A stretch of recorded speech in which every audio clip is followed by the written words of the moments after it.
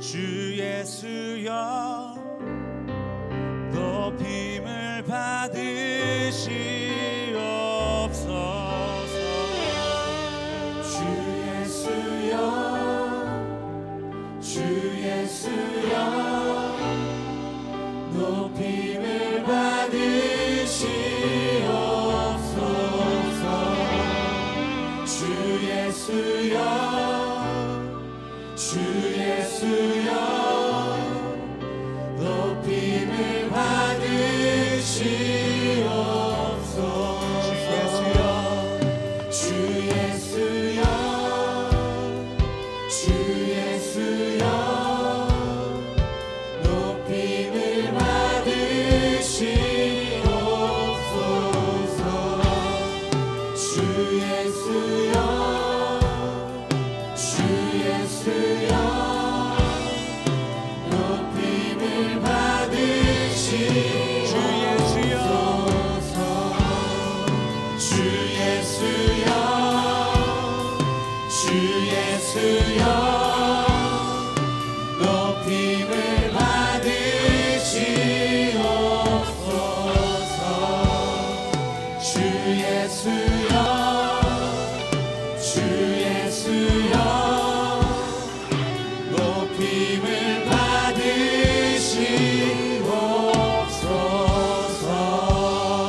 할렐루야. 하나님께 영광을 올려드립니다. 아멘. 주 예수의 이름 높이세 온 땅을 걷는 깃발처럼 모든 사람들 진리 보며 길 대신 주 예수의 이름 높이세. 주 예수의 이름 높이세. 우리 시간 다 같이 자리에 일어나서 함께 찬양하도록 하겠습니다. 모든 사람들 진리 보며 길 대신 주 예수여 주 예수여 주 예수여 높임을 받으시옵소서. 주 예수여 주 예수여 높임을 받으시옵소서. 한 걸음씩 전진하며 이 땅을 정복해가네. 기도로 문이 삼으면 원수는 무너지리라.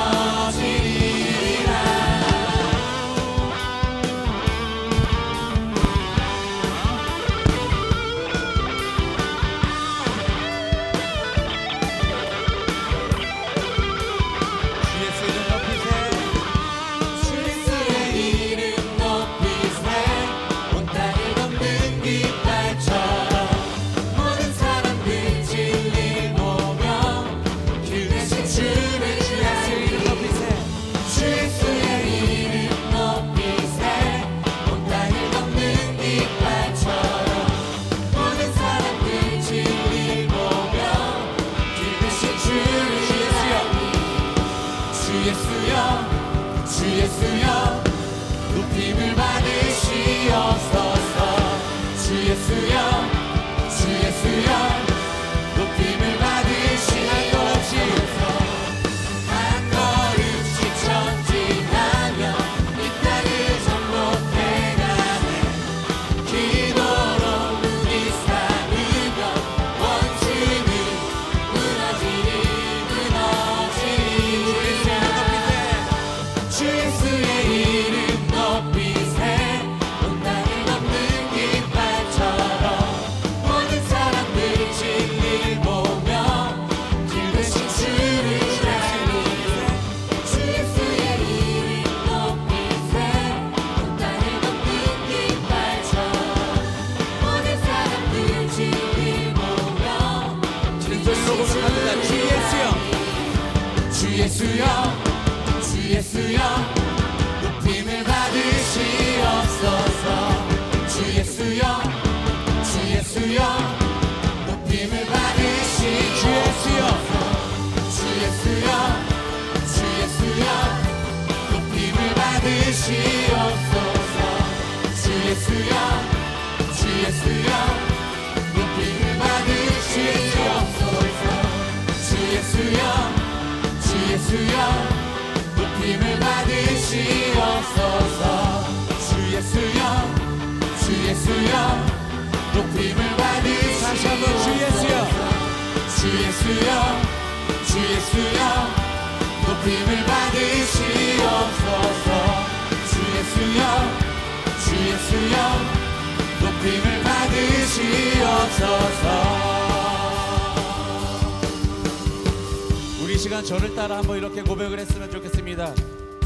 믿음이, 다시 한번 큰 목소리로 믿음이 모든 것을 이깁니다. 다시 한번 큰 목소리로 믿음이 모든 것을 이깁니다. 아멘. 믿음이 모든 것을 이기네. 믿음이 모든 것을 믿음이 모든 것을 믿음이 모든 것을 이기네. 믿음이 모든 것을 큰 목소리로 고백합니다. 믿음이 모든 것을 이기네. 믿음이 모든 것을 이기네. 믿음 따라 걸음 따라 말씀 따라 주님만 따르리. 믿음 따라 걸음 따라 말씀 따라 주님만 따르리. 나의 가는 길 나의 가는 길 믿음 따라갈 때 내가 나를 워싸도 겁없네. 내 입술의 기도 믿음의 선포 주님 날 위하시며 그가 날 대접하리. 믿음 따라 걸음 따라 말씀 따라 주님만 따르리. 믿음 따라 걸음 따라 말씀 따라 주님만 따르리. 나의 가는 길 나의 가는 길 믿음 따라갈 때 내가 나를 워싸도 겁없네. 내 입술의 기도 믿음의 선포 주님 날 위하시며 그가 날 대접하리. 믿음 따라 걸음 따라 말씀 따라 주님만 따르리. 믿음 따라 걸음 따라 말씀 따라 주님만 따르리. 나의 가는 길 나의 가는 길 믿음 따라갈 때 내가 나를 워싸도 겁없네. 또 내 입술의 기도 믿음의 선포 주님 날 위하시며 그가 날 대접하리. 믿음 따라 걸음 따라 말씀 따라 주님만 따르리. 믿음 따라 걸음 따라 말씀 따라 주님만 따르리. 주님만 따르리. 주님만 따르리. 주님만 따르리. 주님만 따르리. 주님만 따르리.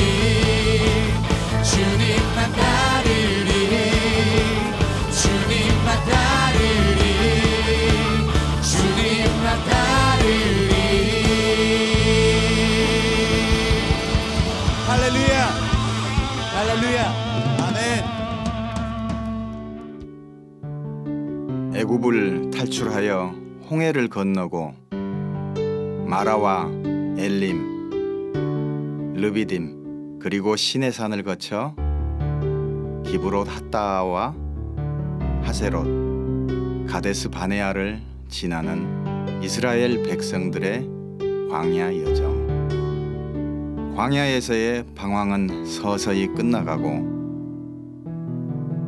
출애굽했던 이스라엘 백성들 중 20살 이상 되는 광야 1세대들은 모두 죽고 말았습니다.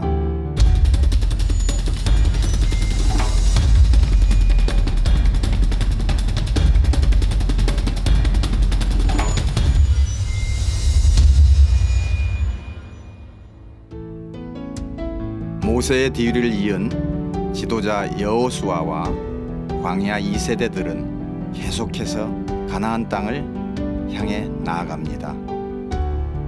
약속의 땅 가나안. 심심치 않게 보이는 푸른 목초들과 가축들이 광야는 끝나가고 이제 곧 젖과 꿀이 흐르는 가나안 땅이 머지 않았음을 알려주는 것 같았습니다. 가나안 땅의 관문 여리고에 들어선 이스라엘 백성들. 하지만 그들의 부푼 기대감을 무너뜨리는 것이 있었으니 그것은 바로 여리고성이었습니다. 여리고성 하면 생각나는 사람들이 몇 사람 있죠? 누가 생각나시나요?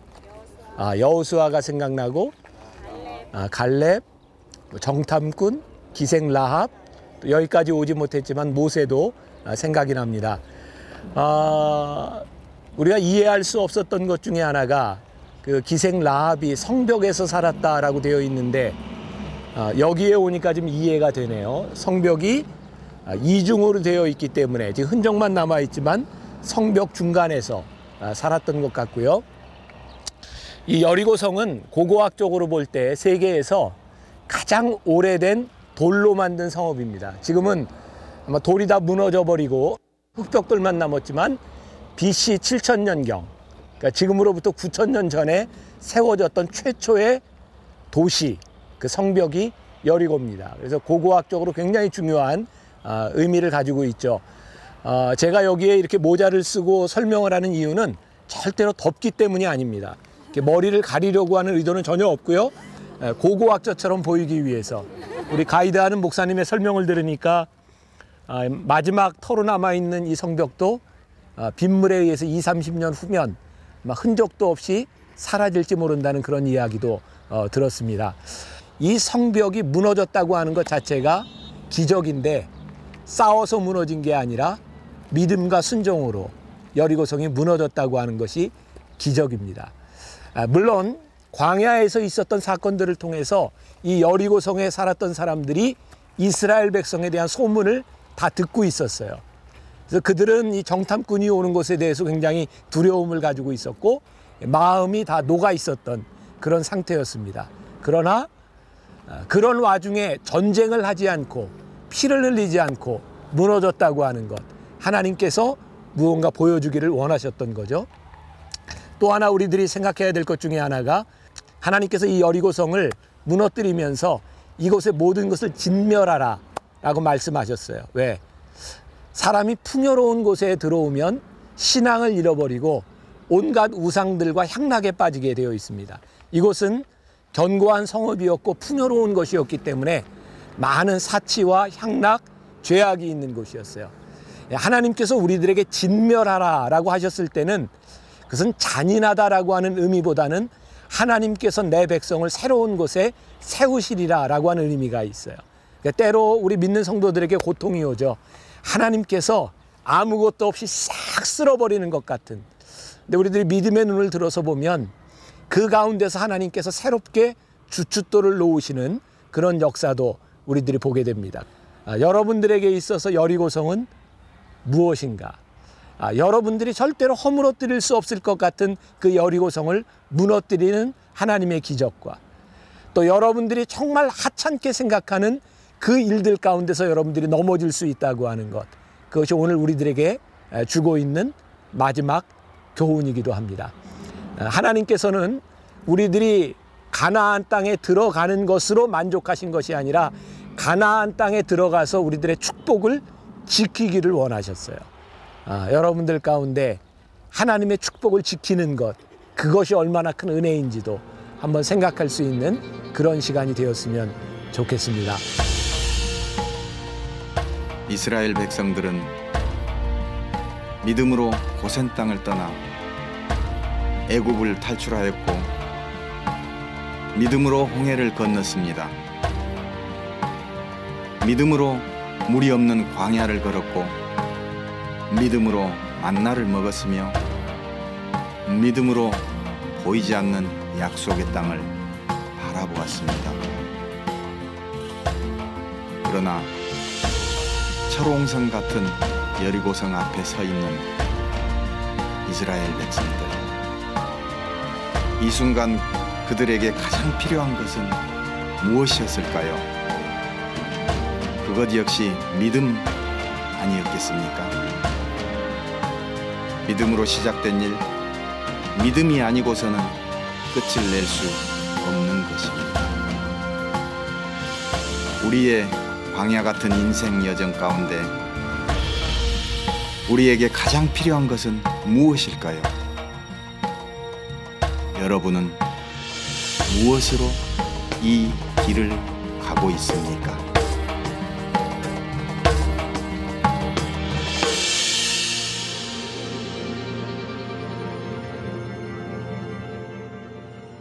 자, 오늘 하나님을 신뢰함으로라고 하는 제목으로 마지막 가나안 땅에 들어간 여리고 사건을 우리들이 보려고 합니다. 40년 동안 이스라엘 백성들이 헤맸던 그 광야를 우리는 8주 만에 다 끝냈어요. 신나죠? 네. 우리 인생이 이렇게 참 빨리 이렇게 넘어갈 수만 있으면 얼마나 좋겠습니까?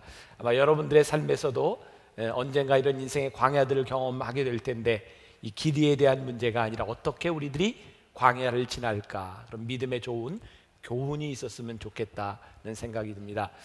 지난주에 제가 신문을 보는데 여러분들 잘 아는 네이버 포털 사이트, 우리나라 1위죠. 거기 이사회 의장으로 있는 이혜진 사장이, 이사회 의장이 직원들에게 이런 말을 한 적이 있다 그래요. 회사를 조기 축구회쯤으로 생각하는 사람이 있는 것 같다. 회사를 조기 축구회쯤으로 생각하는 사람이 있다. 뭐 몇 년 전에 일어난 일들이죠. 일본의 닌텐도 회사가, 정말 그 잘 나가는 닌텐도가 그냥 무너지고, 핸드폰 1위를 달던 노키아가 다른 데 매각이 되고 하는 것들을 보면서 회사를 조기 축구쯤으로 생각하는 사람이 있는 것 같다. 그러면서 축구 동호회는 참여가 중요하지만 프로는 승리가 중요하다라는 말을 했어요. 이런 말을 듣는데도 젊은 여러분들 마음에 전혀 감동이 없어요? 축구 동호회는 참여가 중요하지만 프로는 승패가 중요하다. 리액션. 네, 굉장히 중요한 말이에요. 네, 잘 생각해 보세요.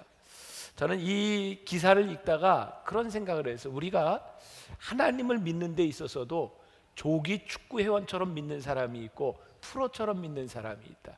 만일 여러분들이 주일날 예배 드리는 것만으로 내가 할 일을 다 했다라고 생각한다면 여러분들은 축구 동호회만 못한 사람들입니다. 우리가 하나님을 믿는 것은 그냥 우리들이 예배를 참석하는 것이 아니라 우리들이 이 땅 위에서 승리하고자 하는 것이 있지 않겠습니까? 하나님을 믿는 사람으로서 이 땅의 악한 세력에 대해서 승리하는 것. 그런데 그 승리의 비결이 뭐냐면 끝까지 하나님을 믿고 신뢰하며 우리들이 승리의 길을 갈 수 있다. 오늘 이 말씀을 통해서 여러분들 마음 가운데 정말 나도 프로 같은 크리스찬이 되고 싶다 하는 열망이 있기를 간절히 소원합니다. 네, 그런 열망을 가지고 말씀을 나눴으면 좋겠어요. 지난주에 우리는 모세를 통해서 느보산에서 가나안 땅을 바라보며 죽었던 모세를 우리들이 배웠습니다. 많은 사람들이 생각할 때 모세는 실패했다라고 이야기할지 모르지만 그것이 실패가 아니다라 그랬어요. 왜? 하나님의 약속이 끝나지 않았기 때문입니다.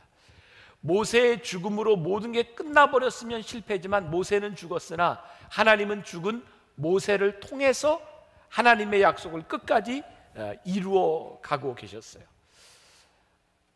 하나님께서 약속하셨던 것은 모세에게 한 약속이 아니라 이미 오래전 아브라함을 통해서 그의 아들 이삭과 야곱과 그리고 요셉을 통해서, 그리고 430년 동안 애굽에 있으면서, 우리가 이런 표현을 쓸 수 있겠죠. 하나님께서 이스라엘 백성을 애굽에서 인큐베이팅 하셨어요. 큰 민족을 만들어 주셨어요.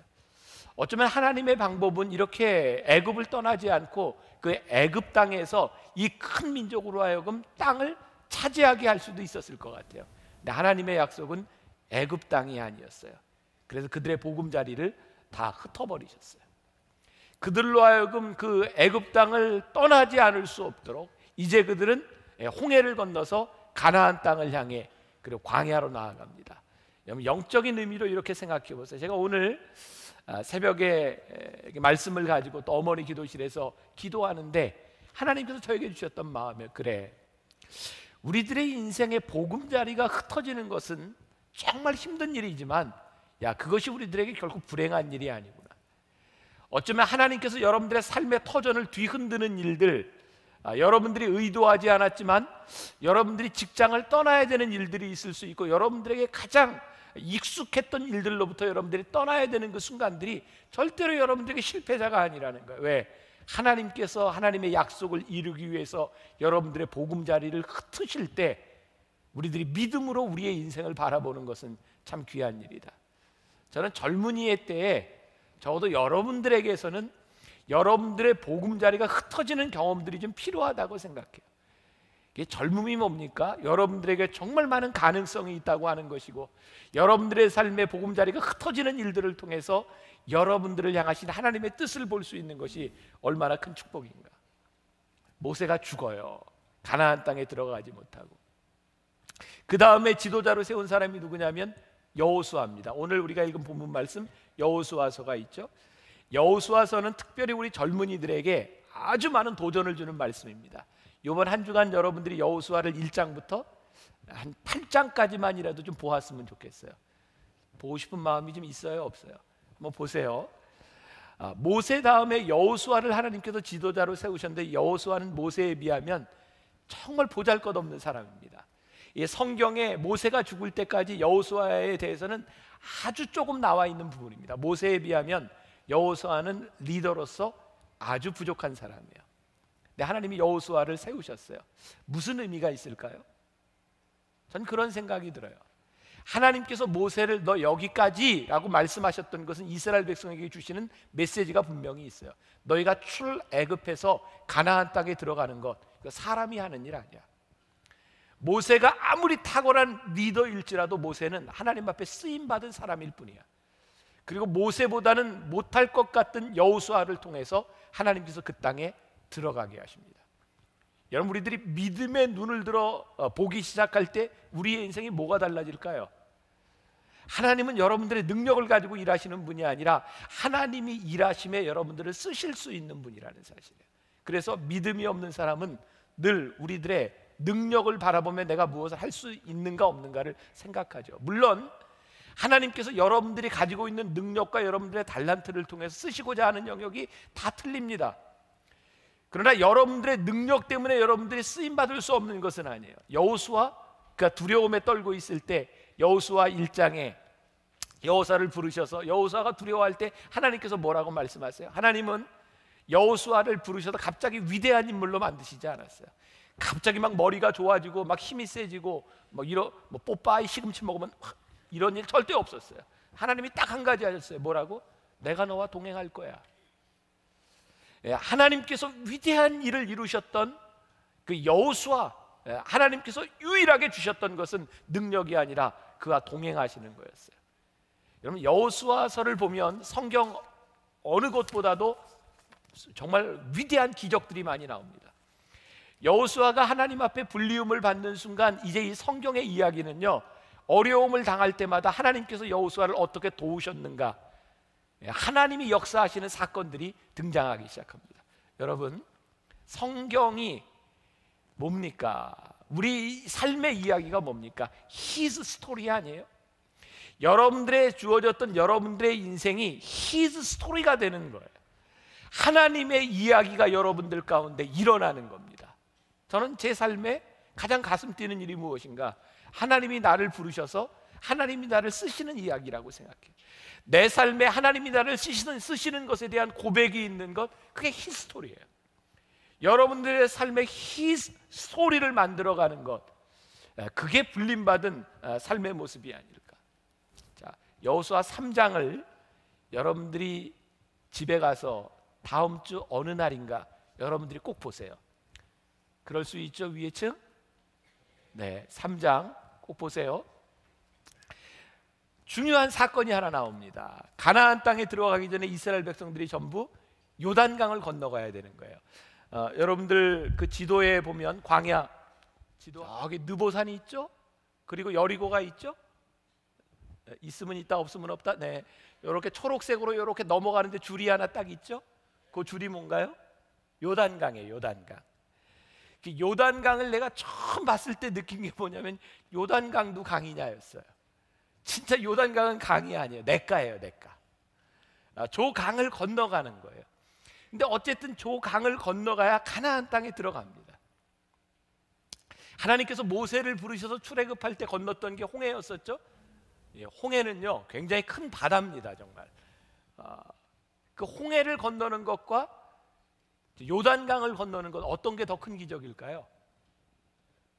우리는 그동안 홍해에 대한 기적은 정말 많이 들었는데 요단강을 건너는 기적은 이렇게 별로 그렇게 많이 다루지 않았습니다. 그런데 제가 말씀을 묵상하며 깨닫게 된 것 중에 하나가, 저 요단강을 건너는 기적은 홍해를 건너는 기적보다 더 큰 믿음이 필요했다는 생각이 들었어요. 왜 그런 생각이 들었냐면, 홍해는요 이스라엘 백성들이 이렇게 출애굽하다가 이제 홍해를 만났을 때 홍해가 앞에 가려져 있고 뒤에서는 애굽의 군대들이 막 쫓아옵니다. 이스라엘 백성에게 선택의 여지가 없는 순간입니다. 그들은 저 홍해를 건너다 죽든지 애굽 병사들에게 죽임을 당하든지 둘 중에 하나밖에 없는 상황입니다. 거기에서 그들이 택했던 홍해를 건너는 일, 홍해가 갈라지고 그 사이를 건너가는 일, 분명히 믿음이 필요한 일이었지만 그것은 어쩔 수 없는 일이었어요.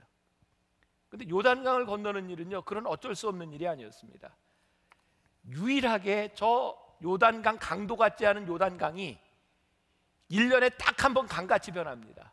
성경에 모맥을 거두는 시기에 비가 와서 우기가 돼서 요단강이 넘칩니다.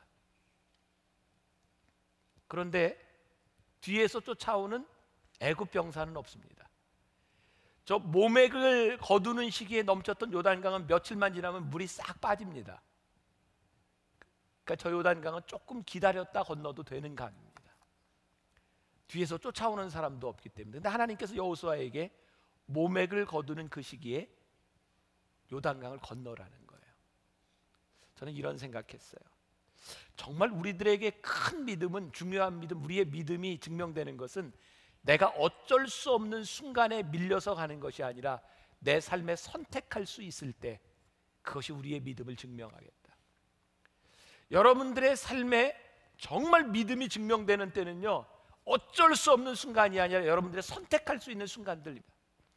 그 선택할 수 있는 순간에 지금 하나님의 말씀에 순종할 때 요단강이 갈라져요.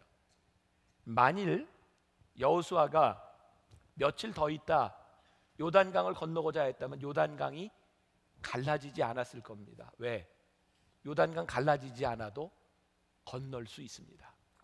기적은요, 여러분들의 믿음의 역사는 여러분들이 할 수 없는 순간에 일어나는 일들입니다. 여러분들의 능력으로 무엇을 할 수 있을 때, 그때는 믿음이 필요한 것도 아니고 기적이 일어나는 순간도 아닙니다. 저는 오늘 그런 생각을 해요. 여호수아와 이스라엘 백성들에게 선택할 수 있는 순간에 그들이 순종함으로 그들이 경험했던 믿음이 참 귀하다. 오늘 본문 말씀 여호수아 6장 2절부터 5절까지 우리 다시 한번 봉독해 보겠습니다. 다 같이 시작. 여호와께서 여호수아에게 이르시되, 보라, 내가 여리고와 그 왕과 용사들을 내 손에 넘겨주었으니 너의 모든 군사는 그 성을 둘러 성 주위를 매일 한 번씩 돌되 엿새 동안을 그리하라. 제사장 7은 7 양각 나팔을 잡고 언약궤 앞에서 나아갈 것이요, 7째 날에는 그 성을 7번 돌며 그 제사장들은 나팔을 불 것이며 제사장들이 양각 나팔을 길게 불어 그 나팔 소리가 너희에게 들릴 때에는 백성은 다 큰 소리로 외쳐 부를 것이라. 그리하면 성벽이 무너져 내리리니 백성은 각기 앞으로 올라갈지니라 하시매. 하나님께서 여리고성을 앞에 놓고 이스라엘 백성들에게 작전을 주시는 거예요. 근데 이 작전이 아무리 봐도 이게 무슨 전략적인 전쟁의 작전 같지 않습니다. 그렇죠? 싸움을 하는 어떤 기술을 가르쳐 준 것이 아니라 어떻게 해요? 그냥 하루에 한 바퀴씩 여리고성을 돌고 마지막 7째 날에는 나팔을 불고 7바퀴를 들고 소리를 질러라. 그게 작전이었습니다. 그래서 히브리서 11장 30절에 보면 이 부분을 히브리서 기자가 이렇게 표현하고 있죠. 믿음으로 7일 동안 여리고를 도니 성이 무너졌으며. 지금 하나님께서 이스라엘 백성들에게 가르쳐줬던 이 여리고를 점령하는 여리고성을 무너뜨리는 이것은 믿음이 아니고는 도대체 할 수 없는 일이었다. 그것이 어려운 일이었기 때문이 아니라 너무 쉬운 일이었고, 전쟁을 하는 데 있어서 이건 너무나 논리적인 일이 아니었기 때문에 이것은 믿음이 아니고는 할 수 없는 일이었다. 여러분, 때때로 믿음은요, 어렵기 때문에 행하는 것도 있지만 너무 쉽기 때문에 우리들에게 믿음이 가지 않는 일들이 있습니다. 이건 우리의 능력과 우리의 상식과 우리의 합리성을 뛰어넘는 일들, 이건 도대체 이해가 되지 않는 일들, 그때 우리들에게 필요한 것이 믿음의 일이기도 합니다. 근데 하나님께서 이런 명령을 주시고 난 다음에 여호수아를 통해서 6장 10절에 보면, 오늘 본문 우리가 읽지는 않았는데 10절에 이렇게 되어 있어요. 같이 봉독합니다. 여호수아가 백성에게 명령하여 이르되 너희는 외치지 말며 너희 음성을 들리지 하지 말며 너희 입에서 아무 말도 내지 말라. 그리하다가 내가 너희에게 명령하여 외치라 하는 날에 외칠지니라 하고, 이게 7일 동안 도는데 너희들 아무 소리 하지 말고, 영어 성경에 보면 complete silence라고 되어 있어요. 아무 소리 하지 말고 내가 너희에게 외치라고 할 때 너희들은 외쳐라. 성경에 보면 이 침묵은 아주 위대한 일입니다. 하나님께서 기적을 행하실 때 이 침묵을 우리들에게 요구하실 때가 참 많이 있어요. 자, 우리들이 쉽게 상상할 수 있는 거죠. 여리고성을 무너뜨리는데 하나님께서 가르쳐 주신 작전이 하루에 한 바퀴 여리고성을 도는 거예요. 한 바퀴 돌 동안에는 사람들이 그런가 보다 했을 거예요. 둘째 날도 또 돌아요. 셋째 날도 또 돌아요. 사람들에게 여러 가지 생각들이 교차했겠죠. 이거 매일 도는데 아무 일도 안 일어나네. 그러면서 그들이 말하기 시작할 때 얼마나 많은 말들이 만들어져 가겠습니까? 그래서 하나님께서 그것을 못하게 하셨어요. 우리들이 하나님을 신뢰하는데 우리들이 이해할 수 없는 일들이 일어날 때 침묵해라. 자, 여러분들에게 이제 중요한 신앙의 팁입니다. 내가 분명히 하나님의 일을 하고 있다고는 확신도 나에게 있고 내가 잘못된 일이 아닌데 왜 나에게 이런 일이 일어나고 있는지 여러분들이 이해할 수 없을 때 불평하지 말고 침묵하십시오. 이스라엘 백성들이 불평할 수 있었던 6일의 시간들이 지나고 7일이 되어서야 하나님의 역사가 일어납니다. 근데 하나님께서는 하나님의 역사가 일어나기 전에 그들이 불평하는 것을 하지 못하게 했어요. 제가 오늘 1, 2, 3부 설교를 하면서 똑같은 이야기 했어요. 우리 교인들에게. 정말 나에게 꿈이 있다면 우리 만나교회 공동체 이 강대상에서 설교하는 내가 해야 되는 일이 무엇인가? 저 하나님의 말씀 이외에 다른 것으로 내 생각으로 선포되는 것은 하나님의 역사를 가로막는 일이고, 여러분들이 이 만나교회 공동체 안에서 여러분들이 신앙생활하면서 여러분들이 내 생각을 다 이야기하기 시작한다면 이 공동체를 통해서 하나님의 역사가 이루어질 수 있겠는가? 교회는 내 생각을 이야기하는 공동체가 아니라 하나님의 뜻이 세워지는 곳, 그것이 교회 공동체입니다. 그래서 우리들이 끊임없이 기도해야 되는 거예요. 제가 여러분들의 리더로, 만나교회 리더로 세움을 받고 이 자리에 서 있는데, 하나님, 저기 설교하고 있는 김병삼 목사의 생각이 인간적이지 않도록 하나님 붙잡아 주세요. 여러분들이 저를 위해서 기도해야 되는 거예요. 제가 여기에서 말씀을 전하고 여러분들에게 설교해야 되는 이유가 무엇인가? 하나님, 여기 예배하는 이 회중들 가운데 이들의 삶이 하나님의 말씀을 말하는 것 이외에 우리의 생각을 말하지 않는 공동체가 되게 하여 주옵소서. 이 침묵의 시간들이 기적을 만들어 갑니다. 제가 오늘 여러분들에게 그런 권면을 하고 싶어요.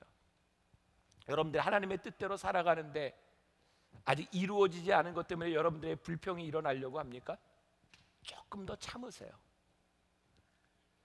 여러분들이 보지 못하는 기적 때문에 여러분들이 많이 지쳐 있습니까? 여기까지 왔다면 조금 인내하십시오. 7일째 되면 그 성이 무너집니다. 6일 동안 아무런 일도 일어나지 않았습니다. 그러나 하나님은 끊임없이 6일 동안 일하고 계셨습니다. 지나간 6일이 있었기 때문에 7일이 의미가 있는 겁니다. 우리는 지나간 6일이 없이 7일만이 우리들에게 있기를 바랍니다. 그러나 그런 일은 일어나지 않습니다. 하나님은 믿음으로 살아가는 여러분들의 삶의 과정을 보시기 때문입니다. 여리고성은 무너집니다. 하나님이 여러분들을 부르셨으면 여러분들을 통해서 하나님께서 일하실 것이기 때문에 그래요. 우리 청년 중에 하나가 그런 얘기를 저한테 한 적이 있어요. 처음 예수를 믿으면서 교회 와서 이렇게 1:1 양육을 받는데 너무 힘들더래요. 믿어지지 않는 것도 많고 질문이 얼마나 많은지, 가르치는 사람이, 양육을 해주는 사람이 너무 귀찮아가지고 이거 도대체 뭐 할 수가 없더래요. 그래서 그랬대. 수첩 꺼내놔. 수첩. 그리고 지금부터 기도 제목 7개 적어. 그리고 몇 달 후에 그거 펴봐. 정말 기적이 일어나요. 수첩에 적어놨던 7개의 기도 제목이 몇 달 후에 봤는데 정말 기적처럼 이루어지고 있더라는 거예요. 우리 BTD 영성훈련 끝나고 우리 BTD에 처음 교회를 나온 불교 신자였던 부부가 있었어요. 그분들이 끝나고 나서 이런 간증을 했어요. 은혜를 받은 것 같기는 한데 내가 정말 교회를 다니고 하나님을 계속 믿어야 될 것인가 말 것인가 고민하다가 혼자 이런 생각을 했어요. 내가 이거 3가지 이 기도 제목을 써놓고 집에 가서 그게 이루어졌으면 계속해서 신앙생활을 하고 안 이루어졌으면 안 한다. 그리고 집에 갔는데 기도 제목이 이루어졌을까요? 안 이루어졌을까요? 다 이루어졌어요. 의정부에서부터 그 부부가 교회 등록을 하고 나옵니다. 여러분, 제가 여러분들이 아주 중요한 팁을 알려주는데요. 여러분들 아직 신앙생활한 지 1년 미만쯤 되는 사람 있어요? 그럼 기도를 많이 하세요. 하나님이 그때는 대개 다 들어줘요. 초신자 때 하는 기도는요 진짜 하나님이 다 들어주세요. 왠지 아세요? 얘는 여기서 기도 안 들어주면 얘는 떠나. 얘는 그게 뭔지를 몰라. 그래서 무조건 다 들어줘요. 이건 제가 목회적인 경험입니다. 처음 예수 믿기 시작한 사람들은요 간증이 얼마나 많은지 몰라요. 목사님 하나님이 이렇게 기도 응답해. 내가 볼 땐 저건 응답을 좀 안 해주셔도 되는 기도야. 근데 하나님이 응답해 주셔. 여러분, 굉장히 중요한 일이거든요. 근데 어느 시점이 되면요 하나님이 여러분들의 기도를 응답해 주시지 않는 때가 옵니다. 왠지 아세요? 하나님의 역사는 여러분들의 기도 제목이 응답됨으로 이루어지는 것이 아니라 하나님의 뜻이 이루어져야 되기 때문에 어느 시점이 되면 여러분들의 기도가 아니라 하나님의 뜻이 이루어지도록 여러분들의 삶을 바뀌시기를 원하세요. 그때가 되면 여러분들이 힘들어집니다. 육체적으로 힘들고 여러분들의 인생이 고달파지지만 그 시간을 통해서 하나님이 여러분들을 성숙하게 만들어 주시기 시작합니다.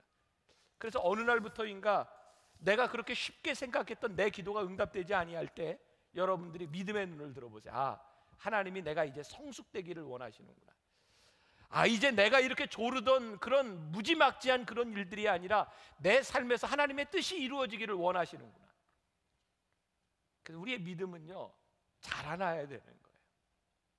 우리들의 신앙생활 가운데서 하나님의 뜻이 여러분들에게 보여지기 시작해야 되는 거예요. 그래서 여러분들이 기도하고 씨름하는 시간들이 내용이 달라져야 되는 거예요. 이전까지는 내 뜻을 이루기 위해서 바닥바닥 기도하던 우리가 예수님께서 겟세마네 동산에서 땀방울이 핏방울이 되도록 기도하셨던 아버지의 뜻을 따르기 위해서 내가 십자가를 지기 싫지만 하나님 이거 질 수 있도록 나에게 힘을 주세요. 땀방울이 핏방울이 되도록 기도했던 것처럼 여러분들이 하나님의 뜻을 위해서 여러분들의 뜻을 꺾는 그런 기도가 여러분들에게서 이루어지기 시작해야 되는 거예요. 이것이 하나님께서 우리들에게 바라시는 일이 아닐까. 여러분들의 노력, 여러분들의 능력, 사실은 그것이 우리로 하여금 하나님 앞에 순종하기 참 힘들도록 만들어줍니다. 내가 목회를 하면서 잊을 수 없는 그 기억 중에 하나가, 제가 몇 년 전에 어떤 대학의 채플에 설교를 하러 갔을 때 정말 내가 이렇게 열심히 준비하고 만든 원고를 가지고 강단에 섰는데 정말 강력하게 하나님께서 내 속에 말씀하셨거든요. 네가 오늘 준비한 말씀, 그 설교 이 학생들에게 적절하지 않다는 거예요. 하나님, 제가 준비했는데, 열심히 준비했는데 이게 적절하지 않으면 어떡하는 겁니까? 내가 준비를 안 했더라면 나는 정말 포기할 일도 없을 거고 그냥 순종하면 될 일인데, 내가 이렇게 준비한 것을 하나님이 쓰시지 않겠다고 하는 게 무척 당황스러운 일이었어요. 어떡합니까? 근데 정말 내 안에서 정말 너무나 강력한 음성이었기 때문에 제가 순종하기로 결심했어요. 그래서 제가 준비한 원고를 놓고 옆에 섰어요. 정말 막막하지 않겠어요? 준비한 원고를 옆에 쓰고 내가 무언가를 해야 된다고 하는 것이, 내가 놓고 하나님을 의지해야 된다고 하는 것이. 근데 그때 제가 이렇게 나와서 원고를 놓고 나와서 설교하는데 내가 처음으로 느껴봤던 강력한 느낌이었어요. 하나님이 나를 쓰시는구나. 나는 지금까지도 정말 많은 설교를 했는데 그렇게 강력한 느낌은 처음이다. 하나님이 나를 쓰시는구나. 그리고 깨닫게 된 게 있어요. 저에겐 굉장히 중요한 경험이었어요. 하나님은 내 준비로 일하시는 분이 아니라 하나님께서 나를 쓰시기를 원하실 때 나를 쓰신다는 거였어요. 여러분, 젊은이들 착각하지 마세요. 하나님이 나를 쓰시기 때문에 그럼 내가 아무것도 안 하고 하나님의 쓰임에 기다리면 될까요? 나는요, 내게 있었던 정말 강력한 경험은 뭐냐면, 내가 철저한 준비를 했기 때문에 내가 깨달은 교훈이었어요. 내가 이렇게 철저하게 준비했기 때문에 내 것을 놓는 게 너무 힘들었어요. 근데 그것을 놓으니까 하나님이 나를 쓰시더라고요. 아, 내 준비가 아니라 하나님이 나를 쓰신다고 하는 그 경험은요, 내가 열심히 노력하고 경험했기 때문에 나에게 주어진 것이었어요. 아무것도 하지 않는 사람들에게, 노력하지 않는 사람들에게 이런 일은 일어나지 않습니다. 제 신학교 동기들, 제 아내도 저하고 신학교 동기고요. 며칠 전에 제 아내하고 신학교 동기들이 모여서 몇 명 이야기를 했나 봐요. 제가 페이스북에도 아마 그런 글을 올린 것 같은데, 그 친구 중에 하나가 우리 집사람한테 물었대요. 야, 병삼이는 어떻게 그렇게 목회를 잘하냐? 친구들 중에 왜? 나 병삼이에요? 그래서 우리 집사람이 이렇게 대답을 했대요. 하나님이 도우셨지. 그래서 친구가 아주 기분 나쁘게, 그런 얘기 하지 마. 그러면 다른 친구들은 하나님이 안 도우시는 거야? 여러분, 여기서 오해하지 마세요. 목회를 잘했다라고 하는 게 그냥 아줌마들 생각에 그냥 교회가 부흥했다는 차원에서 이야기하는 거예요. 근데 제가 우리 집사람하고 아침에 커피를 마시면서 그런 얘기를 했어요. 몰라, 근데 내가 한 가지 분명한 건 있어. 나 진짜 노력 많이 했어. 나는 대학교를 다니면서부터 늘 내 안에 컴플렉스가 많았거든요. 나는 공부를 못하고, 나는 머리도 나쁘고, 그 컴플렉스 때문에 나는 정말 노력을 많이 했어요. 목사가 되어서도 정말 노력을 많이 했어요. 물론 하나님이 내 노력을 가지고 일하신 것은 아니에요. 그러나 내가 하나님 앞에서 이 목회를 놓고 분명히 이야기할 수 있는 것은 내가 참 많이 노력했다는 거예요.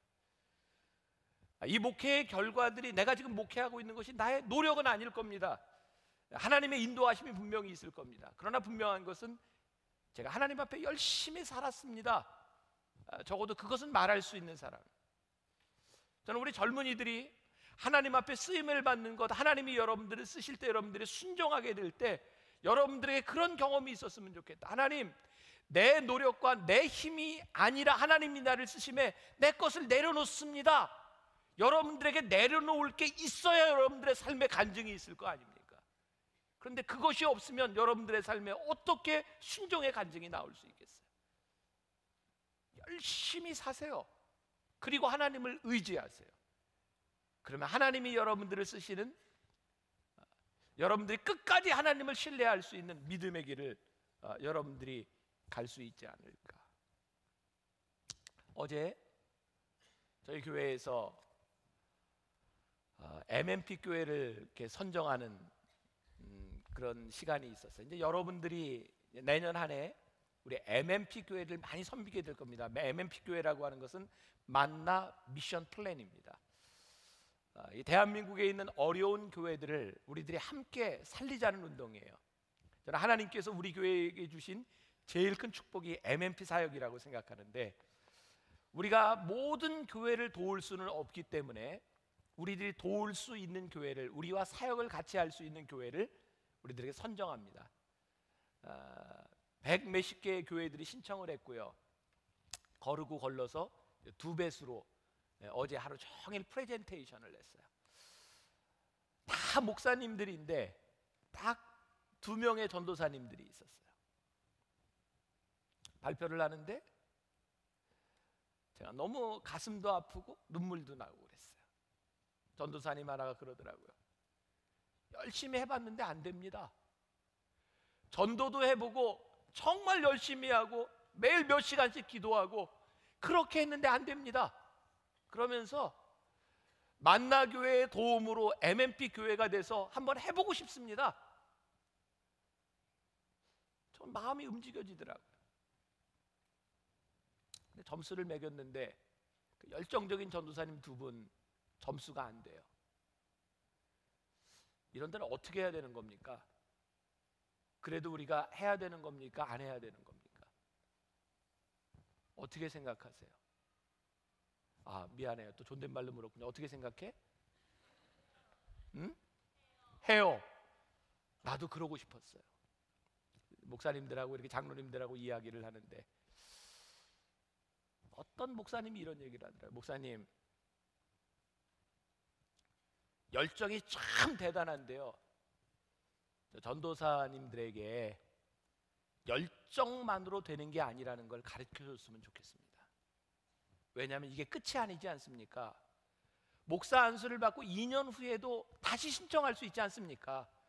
그러니까 끝이 아니니까 열정만으로 되지 않는다고 하는 것을 가르쳐줬으면 좋겠습니다. 그 전도사님들이 얼마나 실망하겠습니까? 내 마음도 아픈데. 근데 깨달아 알았어요. 여기에서 선정되지 않는다는 것이 당신이 버림받았다는 것을 의미하는 것이 아닙니다. 정말 아프고 힘들지 모르지만 열정만이 아니라 이 어려운 시간들을 통해서 하나님께서 만들어 가시는 그 시간이 필요함도 깨닫는 것이 은혜입니다. 우리들이 끝까지 하나님을 신뢰한다고 하는 게 뭔지 압니까? 여러분들의 기대에 미치지 못하는 여러분들의 열정이 있는데도 그 일이 이루어지지 않는 것 때문에 여러분들이 실망할 수 있는 그 순간에도 여러분들이 complete silence, 조용히 하십시오. 그리고 하나님의 약속을 의지하며 그 길을 가십시오. 7일째가 되었을 때에 여리고성이 무너지게 될 것입니다. 하나님이 여러분들을 쓰시게 될 것이기 때문입니다. 여리고 사건을 보면서 정말 멋지지 않습니까? 7일째. 오늘 우리가 읽은 본문 말씀에 보면 이스라엘 백성들이 도는데 양각 나팔도 나오고 제사장도 나오고, 한마디로 요약하면 뭐냐면 앞에 한 팀이 걸어가고 가운데 언약궤를 메고 뒤에 병사들이 따라가는 겁니다. 무슨 얘기인지 아세요? 여리고성을 도는 내내 중심에 하나님의 말씀이 있습니다. 불평하고 그들이 포기할 수도 있는 순간에 그 중심에 든 말씀을 가지고 끝까지 돌라는 겁니다. 그리고 마지막 날 양각 나팔을 불고 7바퀴를 들고 환호성을 지릅니다. 여러분, 이게 전쟁입니까? 아닙니다. 예배입니다. 예배. 하나님을 향해 찬양하는 나팔을 불고 그들이 환호성을 질렀을 때에 여리고성이 무너져 내리는 겁니다. 여러분들의 삶의 마지막 때에, 여러분들의 인생의 가장 중요한 순간에 여러분들이 하나님을 찬양하며 예배하게 될 때 무너져 내리는 여리고성이 여러분들에게 있습니다. 그걸 바라보며 나가는 거죠. 마지막으로 정리합시다. 오늘 말씀 중에 굉장히 중요한 것 중에 하나입니다. 이스라엘 백성들에게 하나님이 뭐라고 말씀하시냐면, 너희들이 그곳에 들어가면 모든 것들을 진멸하라고 말씀하세요. 이 부분을 가지고 사람들이 성경에 나오는 하나님이 너무 잔인하다고 이야기를 합니다. 여러분, 여기서 하나님의 잔인함을 보지 마시고요, 왜 하나님이 이스라엘 백성들에게 그렇게 말씀하셨을까를 보세요. 저는 이 말씀이 너무나 와닿아요. 제가 이렇게 집회를 가면 지방으로 갈 때가 있어요. 지방에 가면 저를 초청하는 교회에게 제가 좀 까다롭게 이야기를 합니다. 숙소 문제 때문에. 목사가 좀 그래도 되나 모르겠어요. 그냥 얻어주는 데로 가서 잠을 자지 뭐 목사가 이렇게 까탈스럽게. 근데 제가 요구하는 게 딱 하나 있어요. 나 러브 호텔은 안 가요. 제가 수년 전에 원주에 어떤 교회 집회를 갔을 때 저에게 얻어준 집이요, 원주 고속버스 터미널 뒤에 러브 호텔이었어요. 들어가는 그 복도에 그 조명이 정말 그 정육점 불빛 있잖아요. 거기를 지나서 엘리베이터를 타고 가는데 엘리베이터도 침침해요. 서로 얼굴을 이렇게 못 알아보게. 그리고 들어가서 이렇게 TV를 틀면 이렇게 남자가 한번 눈길이 가면 끄기 참 힘든. 저도 남자예요. 그런 여관의 분위기에서 내가 집회를 인도한다는 건 너무 힘든 일이었어요. 그래서 제가 굉장히 까다롭게 숙소를 이야기합니다. 사람들이 저에게 욕할지도 몰라요. 근데 제가 굉장히 까다롭게 이야기합니다. 왜? 내가 나를 너무나 잘 알기 때문입니다. 저는 하나님께서 이스라엘 백성이 여리고로 들어갔을 때 모든 것을 진멸하라고 말씀하셨을 때 하나님이 이스라엘 백성을 너무나 잘 알고 계셨던 거예요. 달의 여신을 섬기는 그 여리고는 성적으로 무지하게 타락한 곳입니다. 도덕적으로 타락한 그곳에서 모든 것을 진멸하지 않는다면 하나님의 백성이 그 안에 들어가서 그들의 믿음을 지키고 축복을 지킨다고 하는 것이 너무나 힘든 일이었기 때문에 모든 것을 진멸하라고 말씀합니다. 그것은 잔인함이 아니라 이스라엘 백성을 사랑하시기 때문이었습니다. 저는 오늘 말씀을 듣는 여러분들에게 분명히 결단해야 될 것이 있다고 생각해요. 하나님이 여러분들에게 꿈을 이루시고 여러분들에게 가나안 땅을 주실 때 여러분들이 진멸해야 될 것이 있습니다. 여러분, 나이가 들면 좀 나아질 것 같죠? 절대 그렇지 않아요. 내가 이제 우리 청년들 이제 아버지 나이가 돼가잖아요. 근데 나이가 드는데도 내 속에 욕심은 없어지지 않아요. 나이가 들면 들수록 명예욕은 더 생기고요. 남자는 관에 들어가기 전까지 남자예요. 정욕이 없어지지 않아요.